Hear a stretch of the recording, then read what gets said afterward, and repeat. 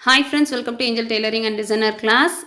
இது வந்து blouse tutorialோட லாஸ்ட் பார்ட் வீடியோ. ஆல்ரெடி நான் வந்து 6 பார்ட் அப்லோட் பண்ணிட்டேன். பார்க்காதவங்க டிஸ்கிரிப்ஷன் பாக்ஸ்லையும் ஐ பட்டன்லேயும் லிங்க் கொடுக்குறேன், கிளிக் பண்ணி பார்த்துக்கோங்க. எல்லாத்துலேயும் தனித்தனியாக ஒரு பார்ட்டே நான் எக்ஸ்பிளைன் பண்ணியிருக்கேன். கண்டிப்பாக உங்களுக்கு யூஸ்ஃபுல்லாக இருக்கும். இது வரைக்கும் நம்ம சேனல் சப்ஸ்கிரைப் பண்ணாதவங்க ப்ளீஸ் சப்ஸ்கிரைப் பண்ணிக்கோங்க. ஸோ இந்த வீடியோவில் வந்து இந்த ப்ளவுஸோட ஃபினிஷிங் பார்ட், நெக்கை எப்படி ஃபினிஷ் பண்ணலாம் அப்படின்றத பார்க்க போகிறோம். வாங்க எப்படி பண்ணலான்றதை பார்க்கலாம்.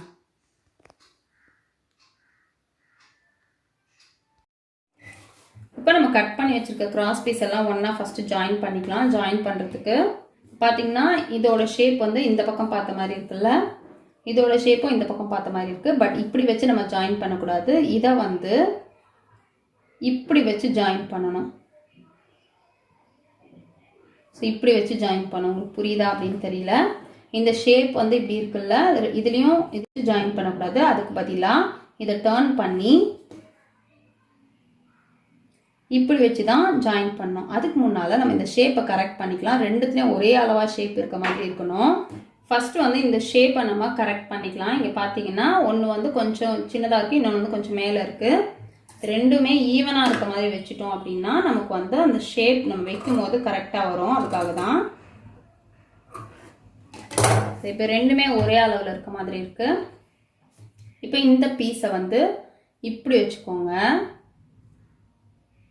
இப்படி தான் வச்சு தையல் போடணும். இப்படி வச்சிங்கன்னா உங்களுக்கு அந்த ஏ ஷேப்பில் இருக்க மாதிரி இருக்கும். பாருங்கள், ஏ ஷேப்பில் இருக்க மாதிரி இருக்கும்.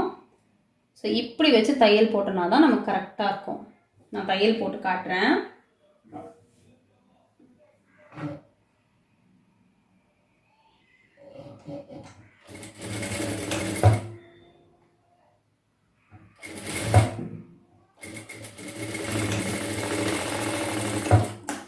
தையல் போட்டாச்சு. இங்கே வந்து ஒரு ட்ரையாங்கிள் ஷேப் மாதிரி இருக்குல்ல, லைட்டாக அதை நான் ட்ரிம் பண்ணி விட்டுறேன்.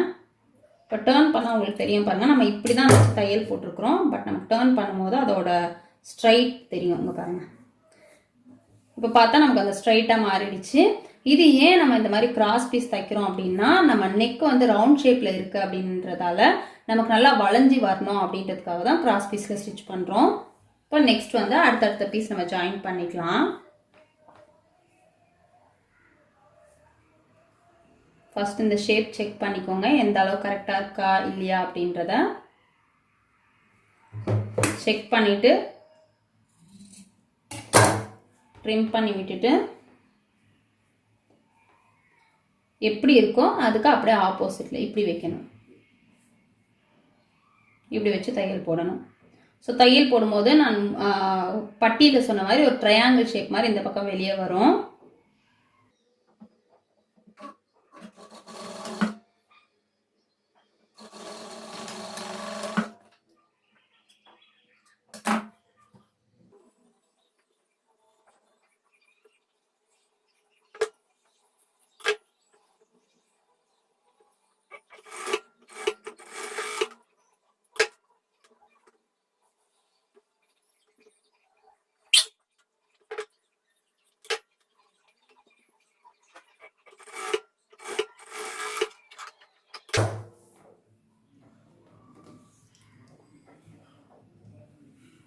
இப்போ பார்த்தீங்கன்னா நம்ம ஃபுல்லாக ஜாயின் பண்ணிட்டோம்.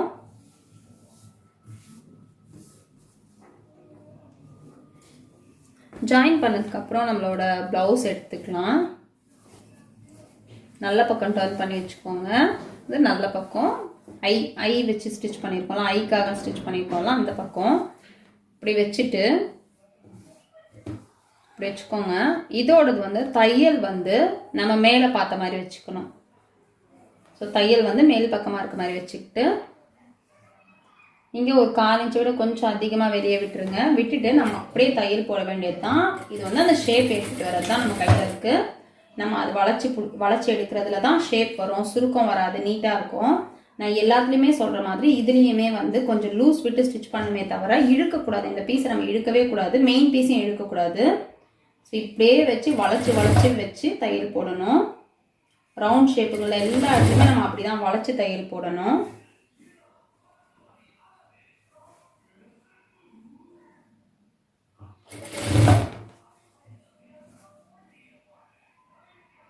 அது வளைஞ்சு வரும். கிராஸ் பீஸ் அப்படிங்கிறதால நமக்கு நல்லா வளைஞ்சு வரும்.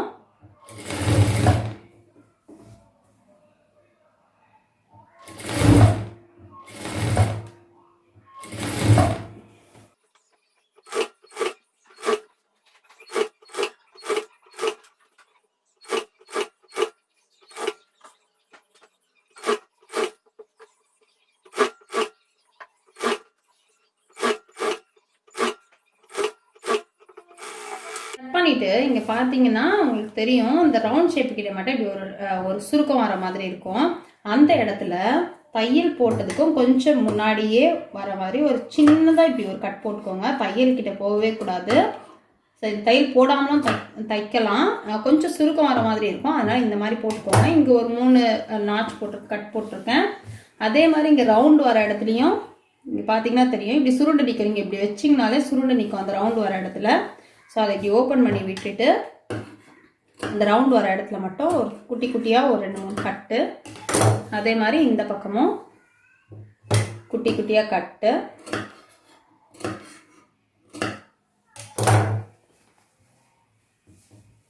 நெக்ஸ்ட் ஃப்ரண்ட்லையும் அதே மாதிரி.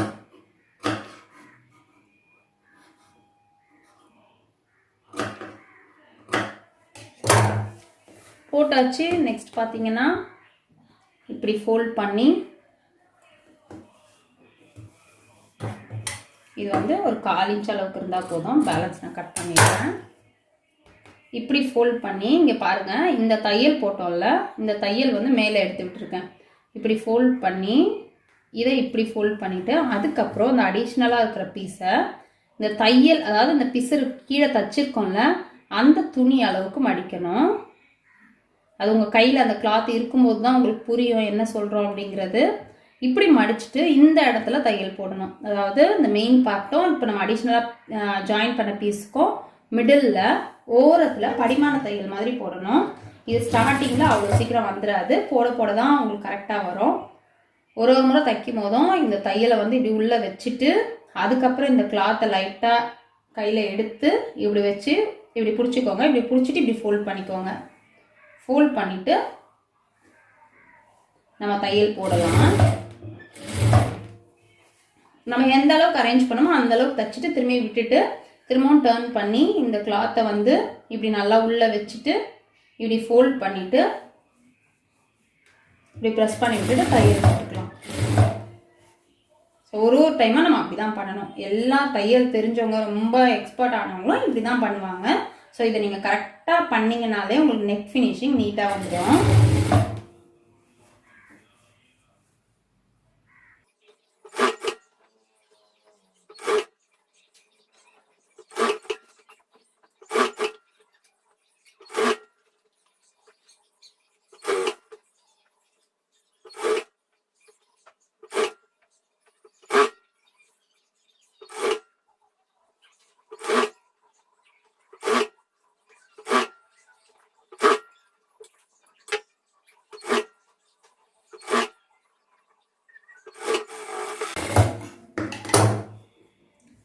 பார்த்தீங்கன்னா நம்ம ஃபுல்லாக ஃபினிஷ் பண்ணிட்டோம்.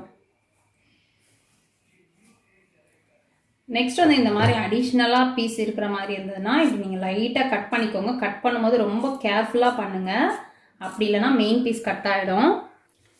எம்மிங் பண்ணி போடுறவங்களுக்கு ப்ளவுஸ் இவ்வளோ தான் கம்ப்ளீட் ஆகிடுச்சு. இனி வந்து நீங்கள் அப்படியே ஃபோல்ட் பண்ணி ஹெம் பண்ணிவிட்டு போட்டுக்க வேண்டியது தான். இப்படியே ஃபோல்ட் பண்ணி நம்ம கரெக்டாக வச்சு ஹெம்மிங் பண்ணிட்டோம்னா நமக்கு அந்த தையல் தெரியாது, அதனால ஹெம் பண்ணி போடலாம். பட் நான் இதை அப்படியே தைக்க போகிறேன், தைக்கிறது எப்படிங்கிறத காட்டுறேன். ஜஸ்ட் நம்ம இப்போது ஸ்டிச் பண்ணியிருக்கோம்ல இந்த பீஸை மட்டும், அந்த ஆல்ரெடி நம்ம ஜாயின் பண்ண அந்த பீஸை மட்டும் இப்படி ஃபோல்ட் பண்ணிவிட்டு, இது கண்டிப்பாக தையல் தெரியும், கொஞ்சம் இதுவாக தான் தெரியும் தையல், பட் லைஃப் இருக்கும். ஹெம்மிங் வந்து பிரிகிற மாதிரி இது பிரிஞ்சு வராது. இப்படியே வச்சு அந்த ஷேப்பை வந்து கரெக்டாக ஃபோல்ட் பண்ணி வச்சுட்டு நம்ம தையல் போட்டாலும் நமக்கு சுருக்கம் இல்லாமல் நீட்டாக வரும்.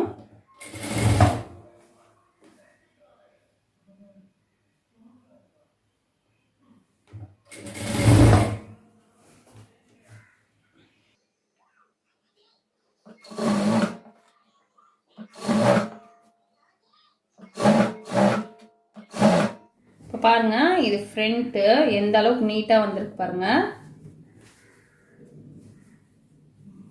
ஃபுல்லாக நம்ம ஃபினிஷ் பண்ணிட்டோம். ஸோ ஓவரால் ப்ளவுஸ் வந்து நம்ம ஃபினிஷ் பண்ணிட்டோம். ஃபுல்லாக ஸ்லீவு நெக்கு எல்லாமே இன்றைக்கி வந்து நம்ம பார்த்துட்டோம். நீங்கள் ஹெம் பண்ணிங்கன்னா இன்னுமே வந்து இது இன்னும் நல்லாயிருக்கும். உங்களுக்கு இந்த தையல் தெரியாத மாதிரி இருக்கும். பிகினர்ஸ்க்கான ஒரு ப்ளவுஸ் டியூட்டோரியல் வீடியோ ஃபுல்லாக நம்ம கம்ப்ளீட் பண்ணிட்டோம். இந்த வீடியோ கண்டிப்பாக உங்களுக்கு யூஸ்ஃபுல்லாக இருந்திருக்கும்னு நினைக்கிறேன். உங்களுக்கு இந்த வீடியோ பிடிச்சிருந்துன்னா லைக் பண்ணுங்கள், ஷேர் பண்ணுங்கள், கமெண்ட் பண்ணுங்கள். மறக்காமல் சப்ஸ்கிரைப் பண்ணுங்கள். பக்கத்தில் இருக்க பெல் பட்டன் ப்ரெஸ் பண்ணுங்கள். நான் அப்லோட் பண்ணுற வீடியோஸ்லாம் உங்களுக்கு நோட்டிஃபிகேஷனில் வரும். நெக்ஸ்ட் பார்த்தீங்கன்னா ஆன்லைன் கிளாஸோட அப்டேட்டோடு உங்களை நான் மீட் பண்ணுறேன். தேங்க்ஸ் ஃபார் வாட்சிங்.